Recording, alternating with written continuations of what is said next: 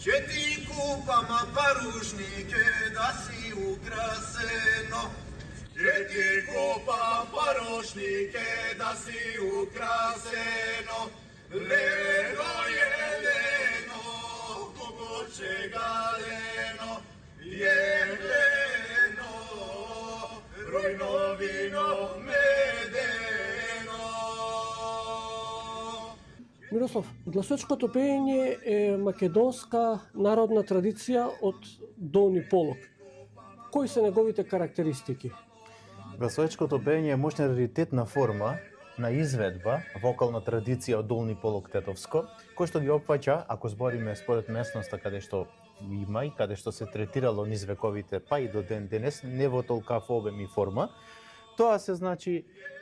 денешните територии во Подшарпланинскиот масив, селата, тоа ги опфаќа општина Тетово, тука е општина Врвеница, општина Јегуновце и општина Теарце.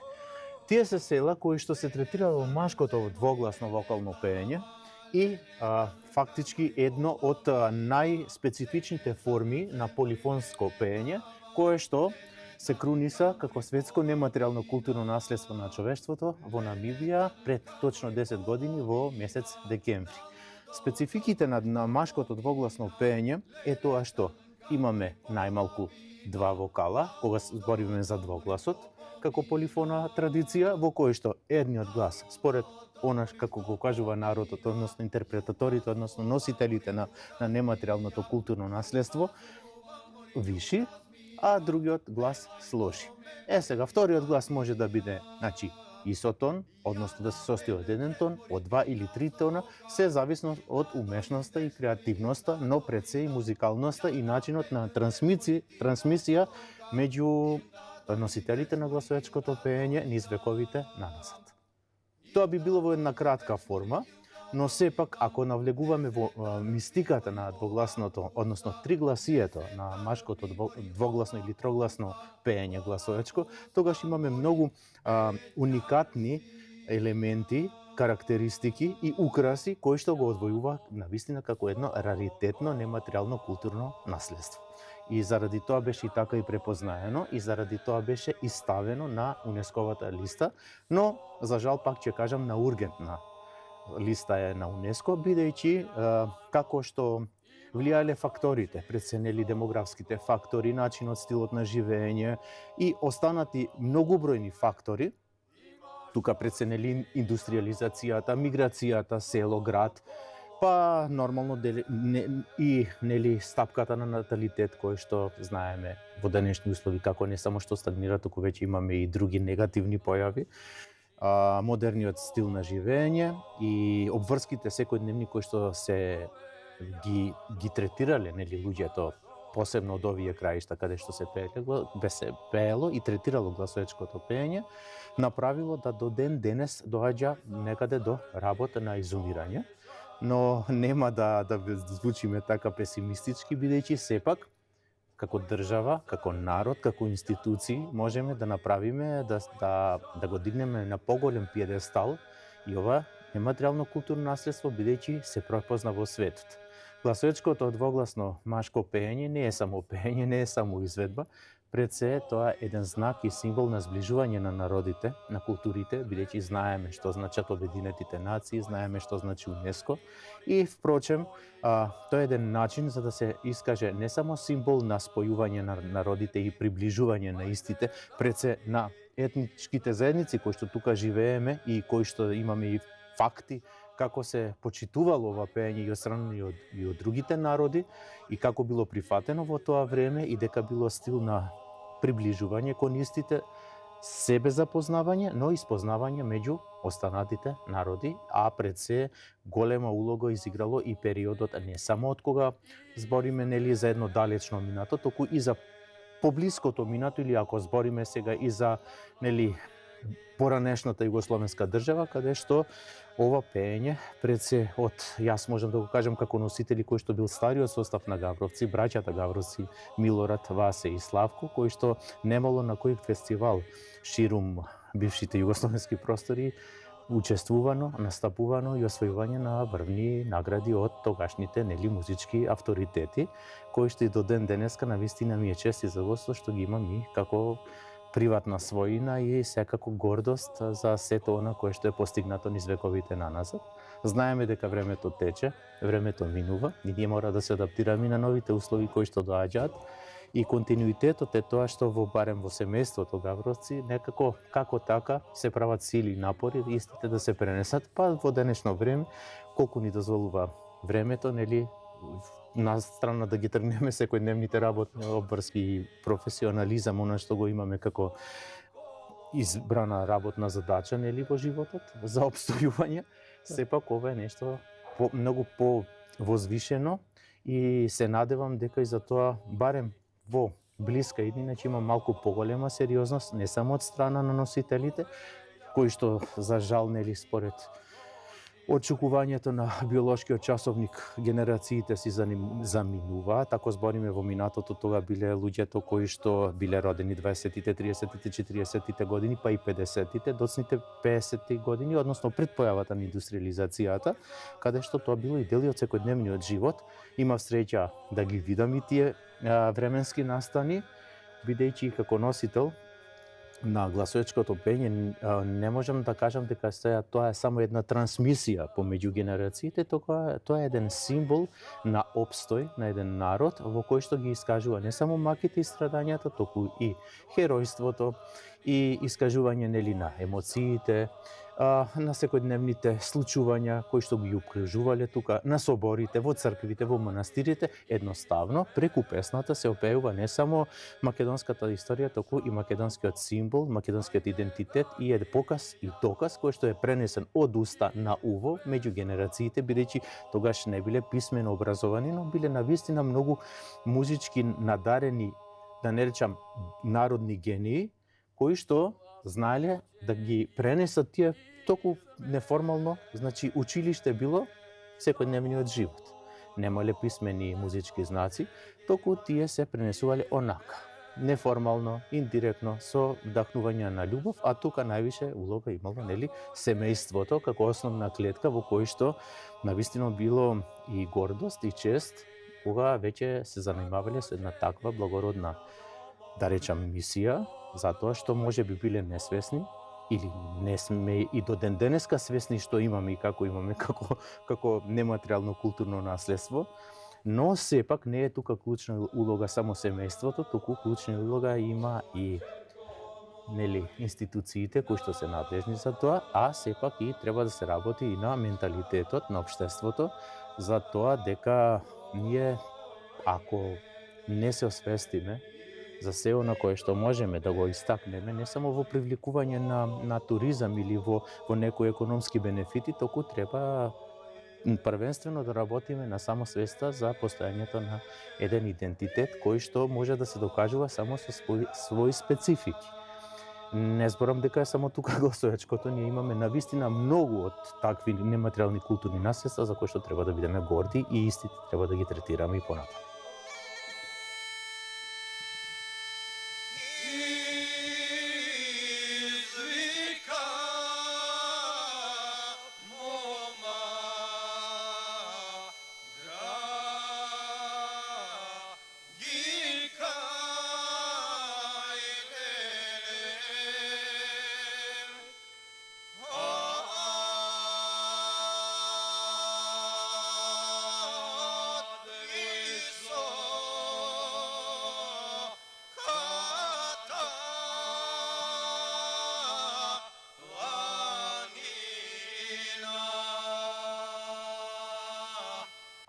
Мирослав, нематеријалното културно наследство како што е гласовечкото пеење го има насекаде низ светот. Имаше прилика во неколку земји, чинам, нели, да видиш како се работи таму. Дали како држава може да научиме од нивните примери, од другите примери во странските земји, што ти остави впечаток, нели, во нивниот пристап кон зачувување на ова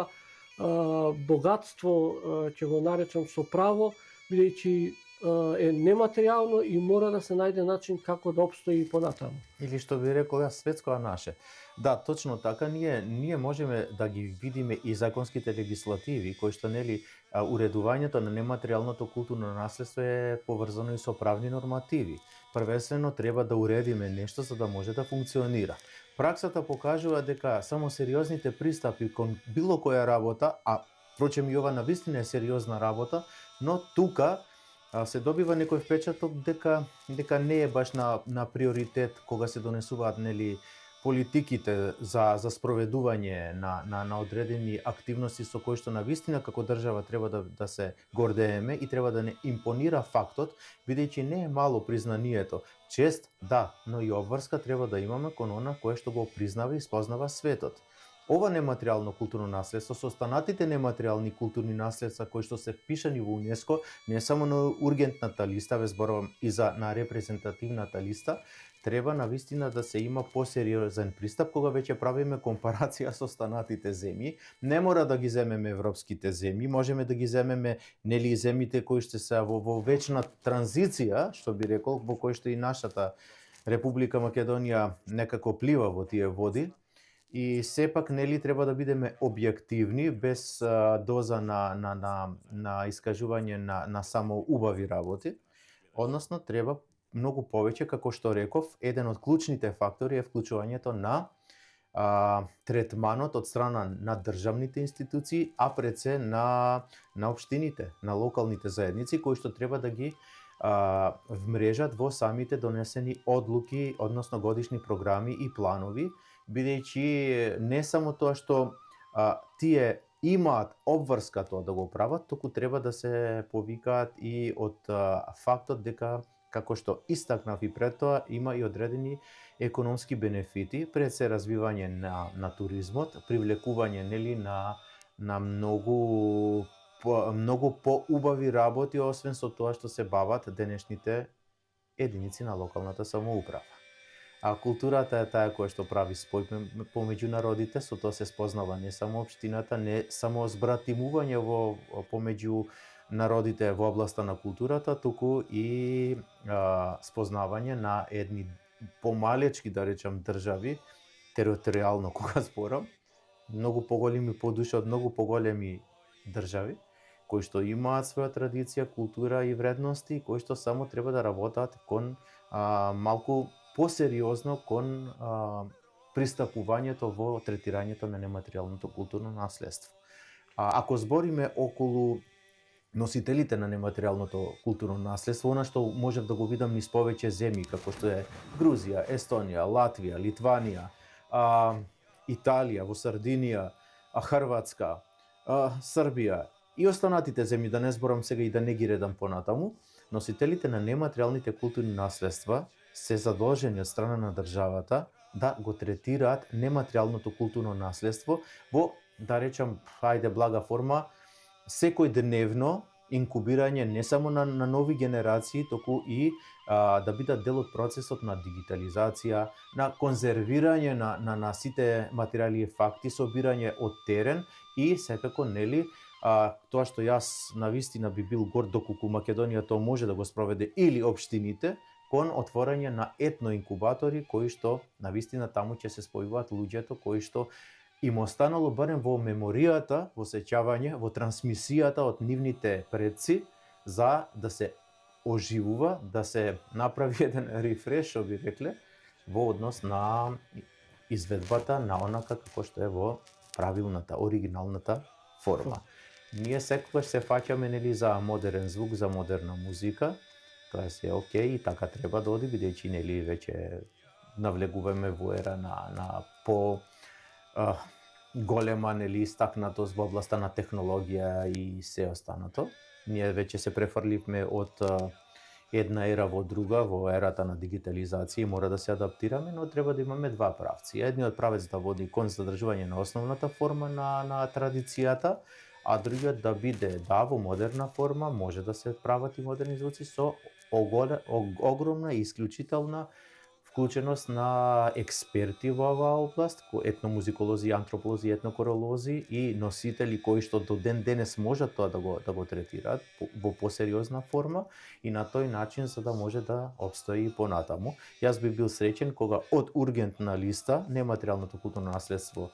машкото двогласно пеење од долни полог гласовечко би се впишало на репрезентативна листа, но пак ќе истакнам тука се три фактори, од кои што први постојањето на носителите и трансмисијата во континуитет на истите. Второ, тука е нели како што реков институциите, а трето се медиумите како една голема моќна алатка во промоција и презентација на истото, а со тоа да се дојде и нели до поголема самосвест кај народот кој што го има како пишано нематеријално. Што е со носителите, како што велиш, значи обичниот човек спомена дека и семејствата се многу важен фактор за нели за зачувување на ова наше културно наследство. Колку има желба или ајде да го поставиме вака, каков е тој предизвик во ова време во 2026 година едно вакво гласоечко пеење да се практикува, нели да се вежба или да се потсетува, па дури и да се учи од почеток во услови нели кога зборуваме и за некои други работи како што се вештачка интелигенција, компјутери, развој на информатичката технологија или во главном колку го сакаат македонците своето гласоечко пеење. Вака, никогаш не се сложувам со фактот дека младите одбиваат традиционални форми на учење, меѓу кои што нели традиционална форма на учење на вокалната изведба, во таа смисла сакам да кажам, а гласоечкото пеење по и останатите нематеријални културни наследства можат да бидат третирани од младината и од младите генерации, но сето тоа мора да им се пренесе на нивниот јазик. Како што и истакнавте и сами, како што кажавте, нивниот јазик е технологијата. Тие не можат сега да идат по селските средини да ги обавуваат селските работи и да го третираат онака животот, стилот на живење како што живееле нивните дедовци, прадедовци, прабаби и така натаму. Значи, постојат алатки, механизми и начини како тоа може да се направи. Ви кажувам дека не е тоа само од страна и од пустата желба на носителите, кои што за жал, како што истакнавме, нели веќе и полека исчезнуваат и сето тоа непренесување од страна во семејството, бидејќи нели сите се бавиме сега со многу поурбани обврски кои што повеќе ни задаваат стрес отколку задоволство. И ние навистина веќе станавме народ, не само ние, току општото е нели еден глобален светски феномен каде што луѓето повеќе ја губат социолошката форма на општење и се пренесени во некои виртуални светови. Сега, ако не можеме да се сретнеме, ние двајца како денес што направивме нели муабет, ние имаме и средби на виртуелен начин. Ние можеме на младината да им пренесеме не само преку образованието. Ние можеме истото тоа да го направиме нели преку игрите кои што ги играат. На тој начин барем да им се доближи ако ништо друго. Чисто само да знаат дека има такво нешто. Дека има нешто. Како може тоа? Тоа може само да се оди преку надлежните министерства, надлежните институции, пред се да се даде една форма, една рамка во која ќе бидат вклучени, интегрирани сите овие фактори три кои што ги кажав како мощни клучни. Не само носителите, тука се нели институциите и медиумите, сите заедно можеме да го направиме резултатот барем да биде оптимален. Сега за сега, како што е оставено само на пуста желба за да обстои нешто, морам да бидам скептик и морам да бидам песимист во овој смисол, бидејќи за жал немаме таков сериозен пристап.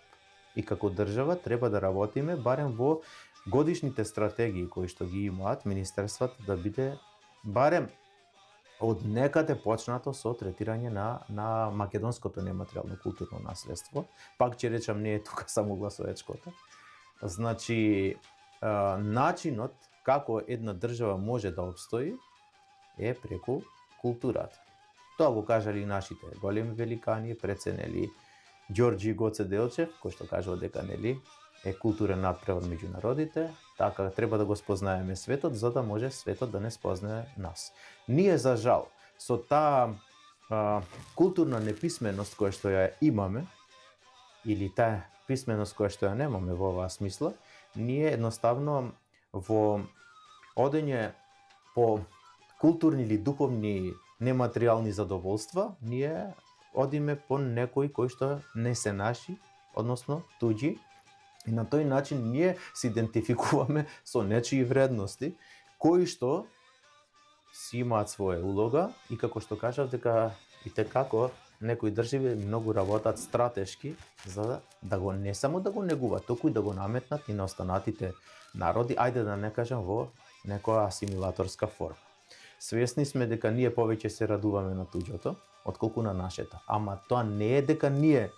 не го сакаме нашето. Ние недоволно работиме за да го спознаеме. Ете тоа се работи во другите земји. Луѓето кои што работат во областа на етномузикологијата, етнокорологијата, антропологијата, треба да бидат на терен. Треба да работат на цели трудови, не само на она кои што го направиле нивните, да речам, ментори, професори. Тие треба да работат во изнаоѓање и конзервирање на она постоечкото. Впрочем, на последното 18-то ми се чини дека беше собрание кој што го имаше од мрежата на експерти за нематеријално културно наследство во Варшава од Југоисточна Европа. Темата беше, на кој што и ние имавме експозе таму, нематеријалното културно наследство во урбан контекст. Тоа значи како ова, да го земе за пример, нематеријално културно наследство, гласоечкото, би можело да обстои во ова урбана средина, на кој начин можеме да влијаеме да го зачуваме, на кој начин можеме да го пренесеме и на кој начин можеме да го презентираме и промовираме низ светот. Република Македонија во 2014 година со одлука на влада на Република Македонија го впишува гласоечкото како нематеријално духовно добро во категорија на големо значење. Тоа значи дека ние веќе сме го започнале патот кон зачувување, но сепак ние треба да го продолжиме со донесување на многу други активности кои што мора да профункционираат, нели, во пракса, за да можеме барем до некаде да пливаме со останатите земји во смисол на третирањето на нематеријалното културно наследство на човештвото. Кои од овие песми кои што ни го доловуваат гласоечкото е ваша порака или ваш, да кажам, символ што го представува ова пеење и сметате дека и корисно, и добро, и убаво, и така? Ако лично прашањето ми го поставувате мене, јас сум премногу горд на сите оние песни во кои што народот ги прикажал своите чувства. Тогашниот народ можеби не бил дотолку едуциран. Се бавеле со пракси кои што нели биле за еден животен стандард колку да се живее во тој период, но биле толку многу честни, толку многу како да кажам, со добро срце и сето тоа тие тогаш кои што го чувствувале, го искажувале. Искажувале љубовта. Љубовта во секоја смисла и во секоја форма, нели, облик. Љубовта кон татковината, искажување на историјата, величење на хероите, искажување на социјоекономската состојба во тогашно време, на историските факти, на пренесување на јазикот, бидејќи нели и како не е само песната, туку ние секогаш како деца првин го учиме јазикот, а потоа ја учиме и музиката и сето останато. И можам да кажам дека навистина барем јас сум горд на сето она кое што луѓето, не зборам за нашиот народ веќе се знае дека горе-доле знаат за што зборам цело време. Сакам да кажам за тоа што ние сме го имале како концертни изведи во останатите земји каде што македонскиот јазик е неразбран, но сепак е прифатен со голем пиетет од аспект на тоа дека во нашата музика има премногу плач, премногу емоции, премногу чувства и таа хармонија која што е изразена преку звукот на гласоечкото пеење многу допира и до срцата на оние кои што и дури и прв пат не виделе и посакали уште еднаш да присуствуваат и да се запознаат со не само со нашето пеење, туку и со нашата традиција и култура. И на моје огромно задоволство, многу од тие луѓе кои што биле љубители на гласоечкото пеење дошле, го посетиле Лешочкиот манастир, ја посетиле Шарената џамија, се запознале со стариот дел на Тетово, Два Бреста, ги виделе спецификите на селата во Јагуновце, Сиричино, Јагуновце, Вратница, Жилче, каде што навистина не само што се запознале со нас, со нашето пеење, туку се спознале и со македонскиот народ и останатите народи во кои што живеле и навистина биле воодушевени на начинот и приемот на луѓето од Тетовско. Тоа е една гордост која што не се опишува со зборови, туку само во пракса. И кога им викав дека каде би сакале вие да преночите, значи одбија да бидат по хотелите, сака да бидат во конакот на Лешочкиот манастир. И навистина јас сум горд што ги имаме и Лешочкиот манастир, и Шарената џамија, и црквата Свети Кирил и Методи, и нашата стара чаршија, да речам, Два Бреста. Какво е? Такво е, навистина емоциите се големи кога такви убави зборови ќе дојдат од луѓето кои што не живеат тука и кои што за прв пат се спознаваат со нашата општа култура и традиција. Ви благодарам за одвоеното време, се надевам во скора прилика за уште поубави нешто да разговараме. Јас само би апелирал уште еднаш, пред се благодарност до вашиот ценет медиум, до вашата публика. Апелирам многу повеќе да поработиме на самосвеста и да имаме еден посериозен пристап не кон само гласоечкото пеење, да имаме еден посериозен пристап по начинот на одржувањето на македонската самобитност. Ви благодарам уште еднаш.